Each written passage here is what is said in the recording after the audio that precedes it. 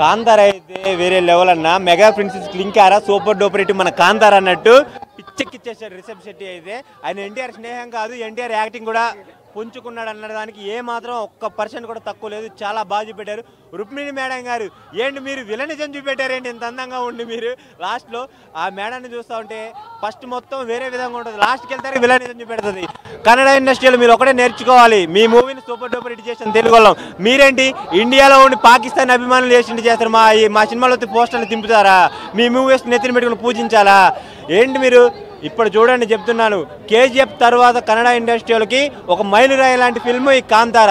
ఒక బాహుబలి, ఒక కేజీఎఫ్, ఒక పుష్ప, ఒక కాంతార అన్నట్టు నిలిచిపోతుంది. చాలా చాలా బాగుంది. 1000 కోట్లతో పక్కా అన్న ఈ మూవీకి. ఈ దసరాకి బ్లాక్ బస్టర్ హిట్ ఏదైనా ఉందంటే అది కాంతారనే.